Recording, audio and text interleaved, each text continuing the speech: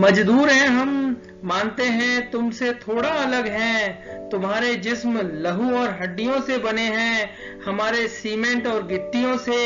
तुम माँ की कोख से जन्म लेते हो, हम कारखाने की भट्टियों से।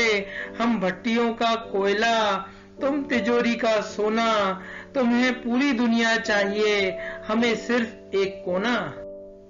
तुम्हारे जख्म मरहमों के मोहताज हैं, और हमें चोट लग जाए तो धूप से फरिश्ते आकर अपनी उंगलियों से सेक देते हैं। तुम्हारे पास दुखों के हीरे कहाँ, जो हमारे बच्चे खेल कर फेंक देते हैं। तुम जुगनुओं के जागीरदार, और हम तड़पता हुआ आफताब हैं। तुम नक्शे पर खिंची तंग दिल हकीकत, हम नई दुनिया का दरिया दिल ख्वाब हैं।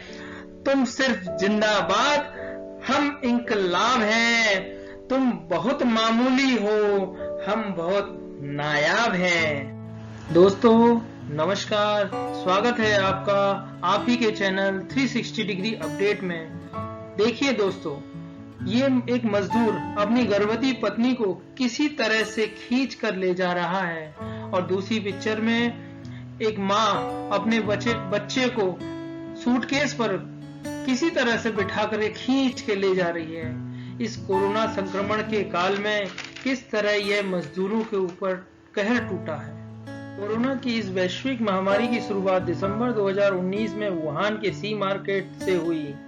देखते ही देखते यह सभी देशों में पहुंच गया। इसका संक्रमण इतनी तेजी से था कि सरकार भी मजबूर हो गई लॉकडाउन लगाने के लिए, और इस लॉकडाउन ने सबसे ज्यादा प्रभावित हुआ तो वह है प्रवासी मजदूर। ये मजदूर नहीं, मजबूर हैं, जिनकी कोई आवाज नहीं। वो किसी से कुछ बोलते नहीं, अधिकार है पर मांगते नहीं, शिकायत करने की स्थिति में भी नहीं है, और इनकी आजादी के 70 सालों के बाद किसी ने कोई चर्चा नहीं की। दोस्तों, आज समय है हम हमारी प्रिविलेज सोसाइटी मिडिल क्लास को आगे बढ़कर उनकी आवाज बनने की, उनको उनके अधिकार दिलाने की जरूरत है। इस लॉकडाउन में वो जहां फंसे हुए थे, वहां ना तो उनके पास पैसा बचा ना खाना, तो वे रुकते तो कैसे। बस चल दिए, मरना ही है तो अपनी मिट्टी में जाकर मिल जाएंगे। दोस्तों, जैसा कि तस्वीर में देख पा रहे हो कि कैसे एक महिला साइकिल रिक्शा से अपना घरेलू सामान खींचते हुए अपने वतन, अपने गांव लौट रही है। दोस्तों, यह तस्वीर दिल को विचलित करने वाली है। कैसे एक बच्चा अपनी मरी हुई माँ को जगाने की कोशिश कर रहा है। देखिए दोस्तों, किस तरह हृदय को छू जाने वाली तस्वीर। कोरोना संक्रमण के समय किस तरह मजदूर परेशान हो रहे हैं। दोस्तों, यह तस्वीर भी आपके दिल को विचलित कर देगी। देखिए किस तरह रात में सोए हुए प्रवासी मजदूर, जिनको नहीं पता था कि इस ट्रैक पे ट्रेन भी आ सकती है, मालगाड़ी ने आकर के इनको कुचल दिया। दोस्तों, मैं आपका ध्यान श्रमिकों की मूलभूत परेशानी और कमजोरी की तरफ आकर्षित करूंगा। सबसे पहले फ्रीडम ऑफ एसोसिएशन। इनके पास फ्रीडम ऑफ एसोसिएशन तो है, किंतु उसका ये लाभ नहीं उठा पाते हैं। कलेक्टिव बार्गेनिंग ये कर नहीं पाते हैं, क्योंकि ये कॉन्ट्रैक्टरों के माध्यम से कहीं जाकर के कार्य करते हैं, अलग अलग जगह जाकर के कार्य करते हैं, इकट्ठे हो नहीं पाते।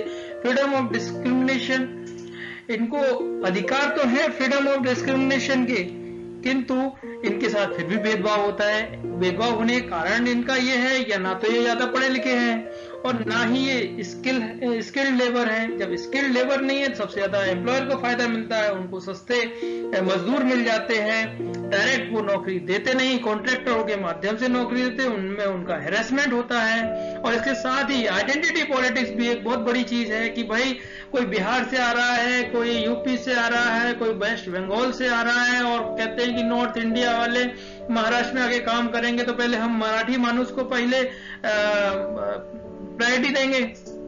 इसी तरह से ये सन ऑफ सॉइल बेनिफिट से वंचित रह जाते हैं। देखिए दोस्तों, आगे आने वाले समय में माइग्रेंट्स वर्कर्स को लेकर के क्या क्या संभावनाएं हो सकती हैं, इसके लिए मैं आपका ध्यान इसमें आकर्षित करना चाहूंगा। ये इतनी जल्दी अपने काम पर नहीं लौटेंगे।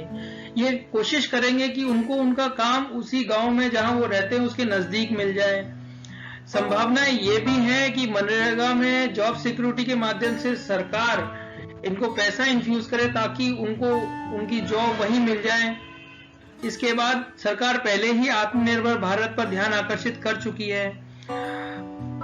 बहुत कम ही माइग्रेंट वर्कर अपने नौकरी के लिए बाहर जाएंगे, ऐसी संभावनाएं आगे आने वाले समय में दिख रही हैं। इंडस्ट्री जो भी है उनको लेबर फ्री और ऑटोमेशन की तरफ जाना पड़ेगा ताकि ये मशीनरी, हालांकि ये भी दृश्य देखने लायक है कि यदि मशीनरी और ऑटोमेशन की तरफ चली गई तो और जॉब सिक्योरिटी की और दिक्कतें आ जाएंगी। दोस्तों, आज मजदूर क्या कहते हैं? आज हम अपनी गलती कबूल करते हैं, तुम क्या दोगे हमें? हमारी मेहनतों का कद तुम्हारे इमारतों से बड़ा है, तुम क्या दोगे हमें? तुम्हारी एक एक ईंट पर हमारे पसीने का उधार चढ़ा है, तुम क्या दोगे हमें? 21वीं सदी के तुम्हारे महाशक्ति बनने का सपना हमारे पैरों पर खड़ा है, तुम क्या दोगे हमें? हम देते हैं तुम्हें ये वचन कि आज तुम्हें छोड़कर जा रहे हैं पर वापस लौट के आएंगे। हमारी जो कायनात उजड़ गई है उसे फिर से बसाएंगे। जिंदगी का मलबा देखकर आंसू मत बहाना, हम ईश्वर के हाथ हैं, तुम्हारे लिए एक नई दुनिया फिर से बनाएंगे। धन्यवाद दोस्तों।